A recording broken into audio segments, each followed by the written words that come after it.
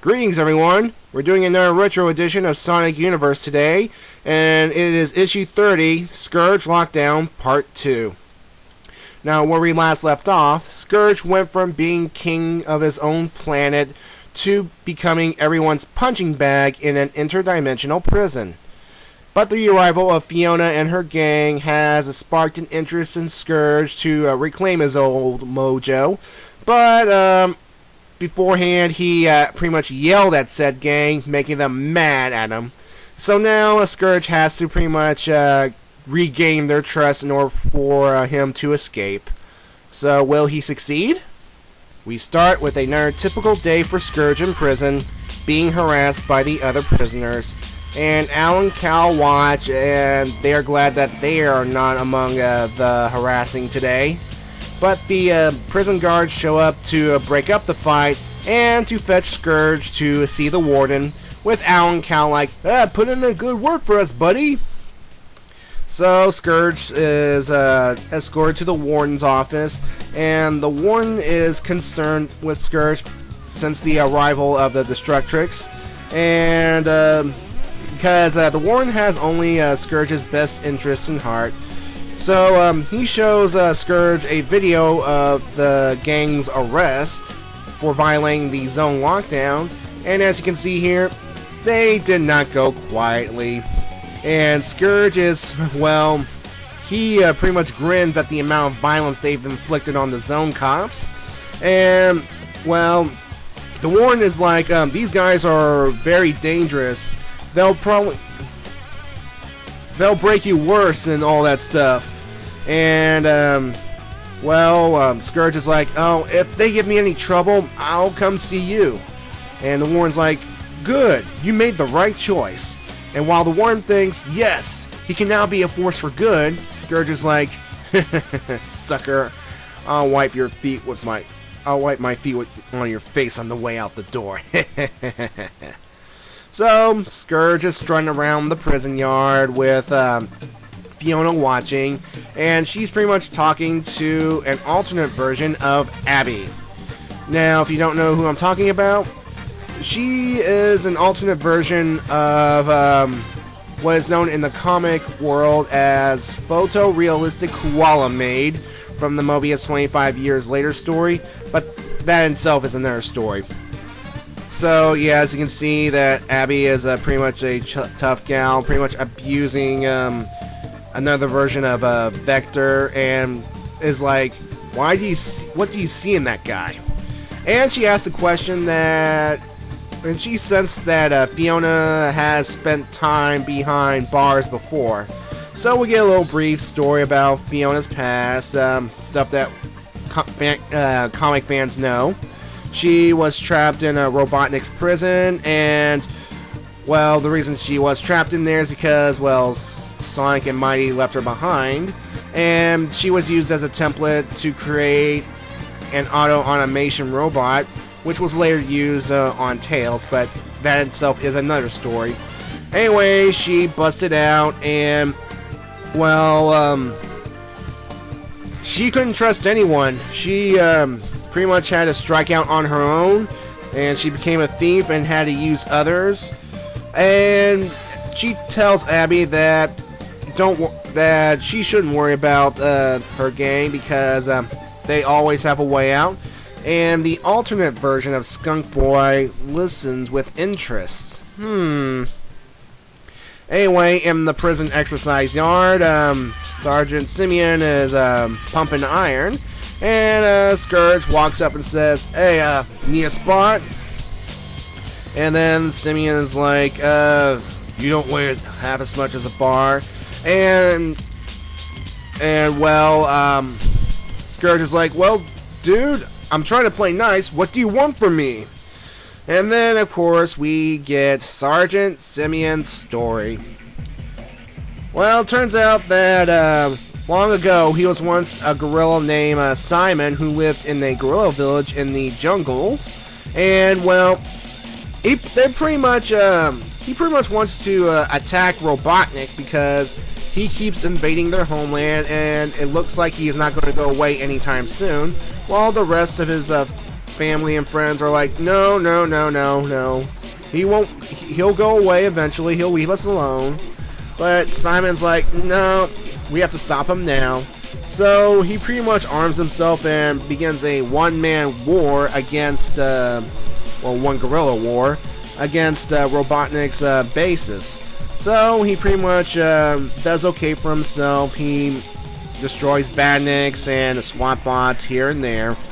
And then, of course, he eventually gets surrounded by an army of SWAT bots, and, well, he thought he was going to die. But, fortunately, he awakens in a cave in front of Mammoth Mogul, who pretty much saved him and witnessed his unique talents. So, of course, Mogul offers Simon a deal to work for him, and he even offers to increase Simon's abilities, and Simon accepts.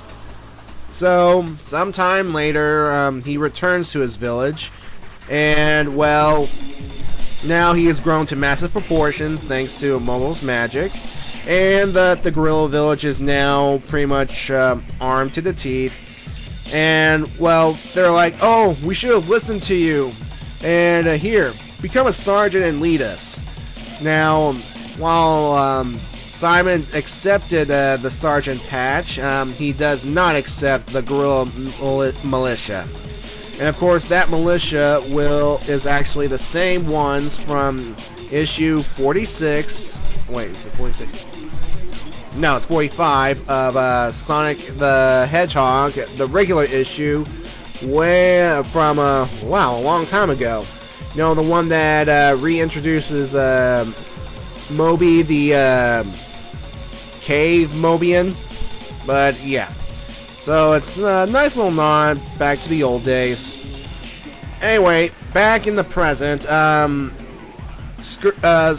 essentially, Simeon wants to work with the strongest, and he has heard about Scourge's conquest of his own planet, and, well, Scourge is like, hey, if you need strength, don't worry, I'll show you strength.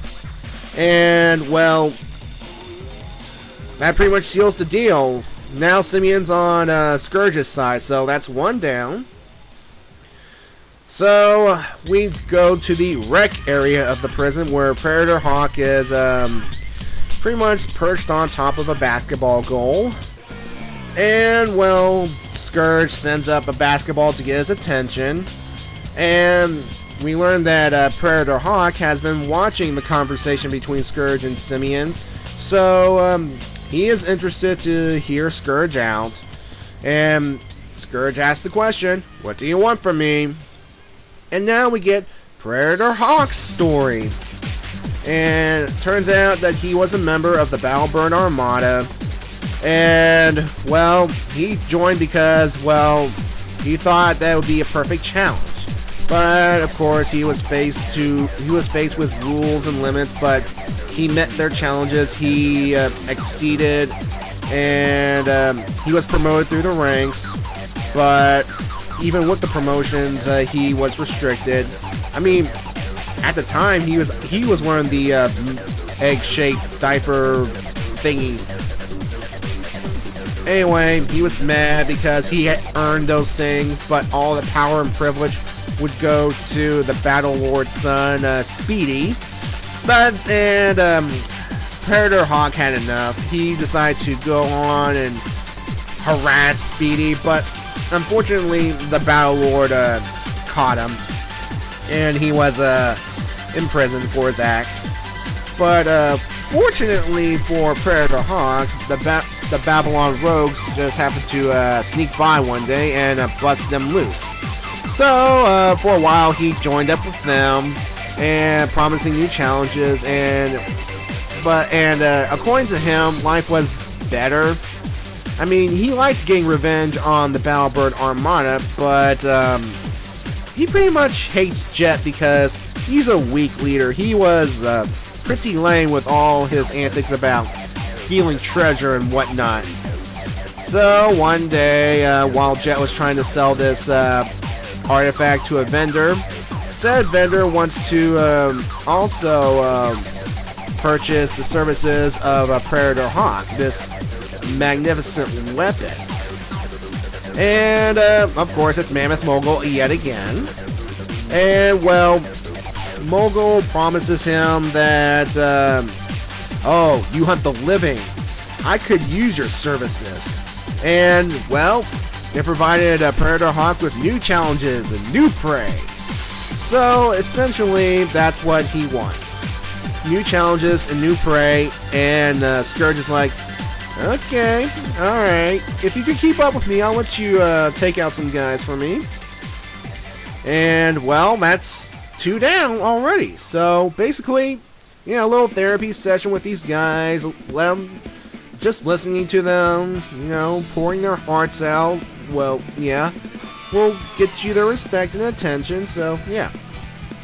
Anyway, as, everyone's falling back into a line, back into a prison.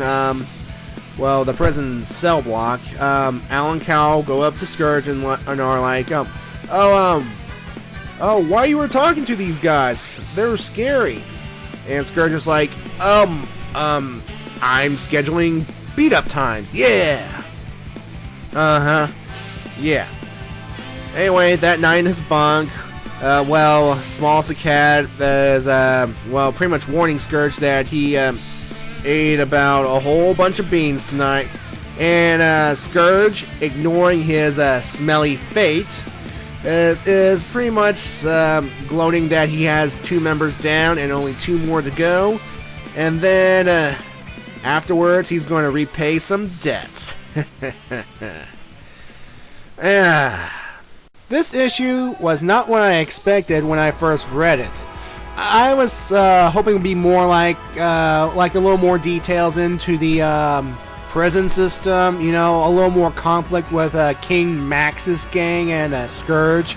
But I don't mind a little backstory about 2 of the Destrutrix. And again, I like how Ian Flynn incorporates past continuity into these characters. Make this whole world feel more connected. I mean, it would make sense for Sergeant Simeon to be with the guerrilla group, you know, and Predator Hawk to be a member of the Battlebird Armada, and yeah. So at least it makes sense for them to be like outcasts from their group and fall into the service of good old Mammoth Mogul, because, well, the first time we see these guys is with Mammoth Mogul's debut as well, so yeah. Well, anyway, hopefully Scourge will be able to recruit the remaining 2 Destrutrix members. I mean, we pretty much get a basic idea of Lightning Lynx's story. I mean, he was with Conquering Storm's clan, and there's obviously some more story to be told with that. And Flying Frog, yeah, he's a complete mystery. So, yeah. Well, anyway, I'm going to give this issue an 8.5 out of 10. And, well, hopefully things go well for Scourge, and hopefully he gets the revenge. Well, hopefully he gets revenge. So, thank you for watching, and have a good day now.